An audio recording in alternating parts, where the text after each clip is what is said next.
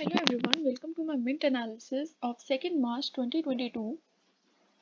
तो आज की हाईलाइट है सबसे पहली 5G नेटवर्क्स के ऊपर।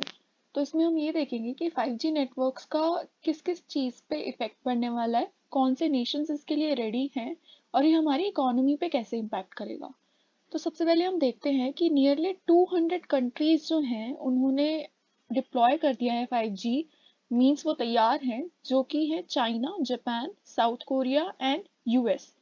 तो ये सारी कंट्रीज तैयार हैं और ये कहा जा रहा है कि जो टोटल कनेक्शंस हैं, तो बाय 2021 जो है वो 6% ऑफ द टोटल कनेक्शन जो थे वो 5G के थे, बट 2025 के एंड तक यही बढ़कर 25% हो जाएंगे। तो ये जो है हम ग्रोथ रेट देख रहे हैं 5G के कनेक्शंस में। नेक्स्ट जो है वो है मोबाइल ऑपरेटर्स के बारे में। तो जो रिलायंस जियो, एयरटेल और वोडाफोन आइडिया है, इन्होंने ऑलरेडी अपने ट्रायल्स कर लिए हैं 5G को लेकर और अब बस ये वेट कर रहे हैं कि कब इनको गवर्नमेंट से परमिशन मिले और ये अपना आगे बढ़ा दें। नेक्स्ट इज कि इकोनॉमी को कैसे कर रहा है इफेक्ट और जो हैंडसेट्स हैं उनका क्या स्टैंड है अभी। तो हम देख रहे हैं कि वीवो ने ऑलरेडी 19% जो है शेयर वो एक्वायर कर लिया है 5G स्मार्टफोन में। तो 19% ऑफ जो शिपमेंट्स थी वो वीवो की थी और जो टोटल शिपमेंट्स थी वो भी बढ़ती हुई दिखाई दे रही हैं। तो जो शिपमेंट्स इंक्रीज हुई वो 555% से ईयर ऑन ईयर बेसिस पे इंक्रीज हो रही हैं। नेक्स्ट इकोनॉमी के बारे में। तो 5G जो है वो काफ़ी सेक्टर्स को इम्पैक्ट करने वाला है, जिनमें से एक सबसे ऊपर है सर्विसेज। तो सर्विसेज को एनीवे वो इम्पैक्ट करेगा, क्यों? क्योंकि services is has basically is basically related to the speed of the internet. तो अगर आप कोई भी सर्विस प्रोवाइड करना चाह रहे हैं कस्टमर को और अगर आपका इंटरनेट तेज़ है तो ऑब्वियसली आप उसको बेटर सर्विस प्रोवाइड कर पाएंगे और सेम चीज़ कस्टमर के एंड से भी होती है। और सेकेंड इज मैन्युफैक्चरिंग। तो मैन्युफैक्चरिंग के ऊपर भी एक इम्पैक्ट पड़ेगा ऑफ 5G। नेक्स्ट इज कि 600 बिलियन इन्वेस्टमेंट जो है, तो $600 बिलियन इन्वेस्टमेंट लगेगी बाय द मोबाइल ऑपरेटर्स। तो 2022 से 2025 के बीच में जो है ये इन्वेस्ट फोर्स ही करी जा रही है और जो इसमें 600 बिलियन और मोर जो इन्वेस्ट करेंगे उसमें से 85% ऑफ द कॉस्ट वो 5G नेटवर्क्स के ऊपर इनकर की जाएगी। और जो थर्ड ऑब्वियस बेनिफिट है वो है कि जो जॉब क्रिएशन है उससे काफ़ी ज़्यादा बढ़ जाएगा, क्योंकि ऐसे एम्प्लॉयज़ भी चाहिएंगे जो इस टेक्नोलॉजी को समझ पाएँ और इसको इम्प्लीमेंट कर पाएँ एट द ग्राउंड लेवल। तो ये थी 5G के बारे में न्यूज़। नेक्स्ट न्यूज़ है आज की, Russia Ukraine war enters brutal phase. तो अब जैसे जैसे ये टेंशन एस्केलेट हो रही है वो रशिया और ज़्यादा कीव में घुस रही है। और हमने ये भी देखा कि एक इंडियन स्टूडेंट जो है वो he was killed in Kharkiv. तो ये एक दूसरी न्यूज़ थी। और अब प्राइम मिनिस्टर नरेंद्र मोदी जो है वो एयरफोर्स को और ज़्यादा एक्टिव कर रहे हैं इन द रीजन, ताकि वो वहाँ से अपने इंडियन स्टूडेंट्स को इवैक्यूएट की जाए जो कहीं थाउजेंड्स में लाए करते हैं। Thousands of Indian students are trapped in Ukraine. Now next is SWIFT payments to Russia grind to a halt as sanctions tighten. तो हम ये देख रहे हैं कि अब जब उस पे सैंक्शंस लगा दिए गए हैं तो प्रॉब्लम हो रही है ट्रांजैक्शंस कंडक्ट करने में, जिसकी वजह से जो बैंक्स हैं, banks can not initiate transactions involving lenders और एंटिटीज ऑन द लिस्ट। जो भी स्विफ्ट में लिस्टेड बैंक्स लेंडर्स थे और जो कंपनीज थी उनके बीच में ट्रांजैक्शन नहीं हो पा रही है due to the sanctions. Next is Ashneer Grover exits BharatPe. तो इतनी बड़ी कंट्रोवर्सी चली अबाउट भारत पे, जिसमें इनके ऊपर काफ़ी सारे एलिगेशंस लगाए गए, पीडब्ल्यूसी को हायर किया गया ताकि एओए का जो है एक क्लॉज इन्वोक किया जा सके और इनको किसी तरीके से फायर किया जा सके। बट अब अश्नीर ग्रोवर ने ही एग्जिट कर दिया भारत पे और इनका जो स्टेक था वो अराउंड 8.5% था भारत पे में। और इनके स्टॉक्स का क्या होगा वो अब कंपनी ही डिसाइड करेगी कि वो कैसे उसको करती है, देती है किसी और को। नेक्स्ट इज चिप स्कार्सिटी में get worse amid Ukraine conflict. तो हमने पहले भी बात करी कि चिप स्कार्सिटी होगी और वो क्यों होगी, क्योंकि जो नियॉन और हीलियम है जो कि एक क्रिटिकल प्रोडक्शन हो जाता है चिप्स का, तो नियॉन और हीलियम ये रशिया और यूक्रेन में सबसे ज़्यादा पाए जाते हैं और वही मेजर प्लेयर्स हैं नियॉन और हीलियम के प्रोडक्शन के, और जिसकी वजह से वहाँ पे चिप प्रोडक्शन भी ज़्यादा होती थी। अब पर क्योंकि वो वॉर में है तो प्रोडक्शन नहीं हो पाएगी चिप्स की, और हम आने वाले टाइम में चिप स्कार्सिटी देख सकते हैं। और इसके अलावा क्या हम देख रहे हैं कि इंडिया में कुछ ऐसे मैन्युफैक्चरर्स थे जो चिप मैन्युफैक्चरिंग यूनिट्स जो है ले डाउन करने की सोच रहे थे इंडिया में। अब उनको भी बेनिफिट होगा क्योंकि गवर्नमेंट इसको एक पुश दे रही है, और ये भी कहा गया है, हम यहाँ पे देखेंगे कि India has committed almost $10 billion to promote semiconductor manufacturing. तो $10 बिलियन जो है इंडिया लगाने को तैयार है to promote the semiconductor manufacturing. तो ये एक दूसरी अच्छी न्यूज़ है for the chip manufacturing sectors in India. Now next is starting trouble at Air India as EC turned down CEO role.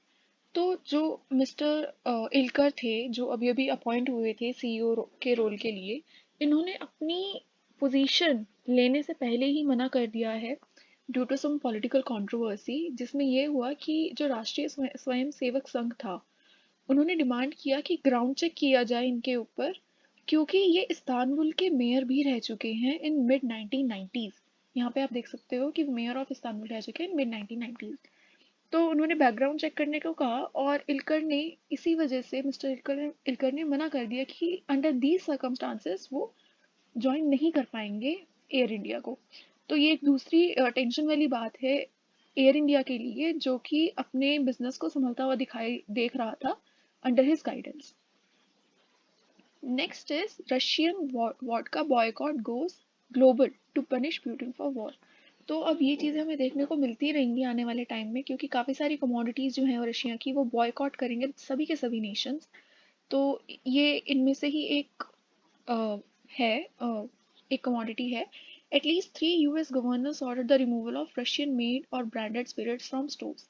तो ये हमें अब देखने को मिल रहा है। Next is Ukraine effect, LIC IPO timing review likely. तो क्योंकि यूक्रेन पे वॉर छिड़ गई है, जिसकी वजह से सारी इकोनॉमीज जो है कहीं ना कहीं एक डाउन टर्न ले चुकी हैं, क्योंकि फ्यूचर जो है वो एक थोड़ा सा ग्लूमी दिखाई दे रहा है, तो इसकी वजह से हमारे स्टॉक मार्केट्स पे भी इम्पैक्ट पड़ता है। जो स्टॉक प्राइसेस हैं वो डाउन हो जाते हैं, लोग जो है वो थोड़ा फियर में आके इन्वेस्ट कम करते हैं, तो उसकी वजह से LIC के IPO पे इम्पैक्ट पड़ सकता है, उसकी जो वैल्यूएशन है वो डाउन जा सकती है। इस वजह से शायद LIC की IPO जो है वो रिव्यू हो इसकी टाइमिंग, और वो और ज़्यादा लेट टाइम पे आए IPO।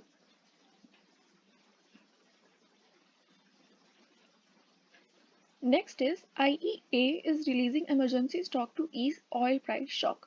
तो IEA क्या है? ये इंटरनेशनल एनर्जी एजेंसी है जिसमें कि 31 मेंबर कंट्रीज हैं, और इसके 8 एसोसिएशन कंट्रीज जो हैं उनमें आता है India, China, Brazil and south Africa. तो इन सारी कंट्रीज़ ने अब मतलब जो IEA है इन्होंने मिल के डिसाइड किया है कि ये रिलीज़ करेंगे 60 मिलियन बैरल्स ऑफ ऑयल, क्योंकि रशिया जो है काफ़ी एक्सपोर्ट करता था ऑयल का, जिसमें आप देख सकते हैं कि कितना इसका एक्सपोर्ट था, कि जो रशिया जितना भी एक्सपोर्ट करता था उसका 60% तो यूरोप के पास जाता था, और 20% जो है चाइना के पास जाता था, और टोटल एक्सपोर्ट इसका था 5 मिलियन बैरल्स अ डे, जो कि 12% ऑफ ग्लोबल ट्रेड को रिप्रेजेंट करता है। तो इतने बड़े लेवल पे जो है ये एक्सपोर्ट करता था, और उसकी वजह से क्योंकि कहीं इकोनॉमीज को हिट ना मिले, कहीं प्राइसेस कुछ आउट ऑफ द हैंड्स ना हो जाएं, इसलिए IEA ने डिसाइड किया है कि जो जो भी उनके पास रिजर्व होते हैं, ये जो ऐसी ऑर्गेनाइजेशन है थोड़े रिजर्व रखती हैं, तो वो जो है 60 मिलियन बैरल्स ऑफ ऑयल जो है रिलीज करेंगी अपने मेंबर नेशंस के लिए।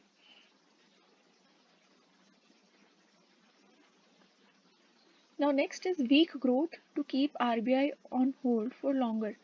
तो ये एक नॉर्मल न्यूज़ है। अब क्या RBI को भी प्रॉब्लम होने वाली है इन्हीं चीज़ों की वजह से? हमने पहले भी ये चीज़ देखी हुई है अभी कुछ दिनों से, कि क्रूड ऑयल पे जैसे हमने कहा कि इफेक्ट पड़ेगा ही पड़ेगा, तो RBI जो है वो अभी भी डिसीजन लेने से थोड़ा पीछे हट रहा है, जबकि ये पता चल ही रहा है कि कंजम्पशन पे और परचेजिंग पावर पे इफेक्ट पड़ेगा due to crude oil prices, क्योंकि क्रूड ऑयल प्राइसेस बढ़ेंगे तो जो कंपनीज हैं उनकी ट्रांसपोर्टेशन कॉस्ट बढ़ेगी, तो उनकी इनपुट कॉस्ट जब बढ़ेगी तो वो आउटपुट कॉस्ट भी बढ़ा, आउटपुट यानी कि जो वो अपने कस्टमर से लेते हैं वो भी बढ़ाएंगे। तो FMCG जो सेक्टर है उसमें जो प्राइजेज हैं वो भी राइज करेंगे, एफएमसीजी प्राइजेज राइज करेंगे तो हम जैसे जो कंज्यूमर हैं, जो कुछ भी जैसे रिफाइंड ऑयल या अलग जो कमोडिटीज़ हैं वो परचेज करते हैं, उनकी कॉस्ट भी हाई हो जाएंगी। तो इसलिए हमारी परचेजिंग पावर पे इम्पैक्ट पड़ेगा। और अभी क्योंकि अनसर्टेनिटीज़ हैं, इसलिए आरबीआई कोई ले नहीं रहा स्टैंड कि वो क्या करने वाला है। Next is analysts advise SIPs as investors panic.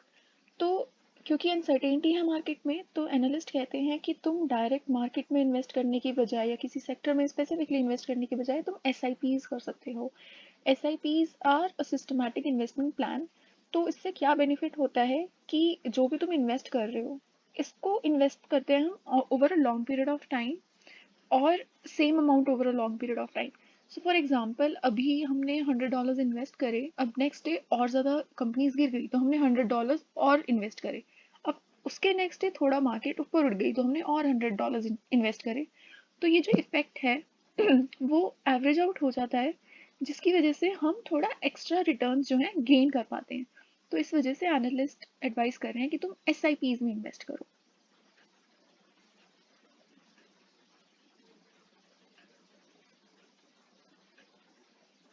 Now next is urban loan sanctions shrink as NBFCs shift focus to rural।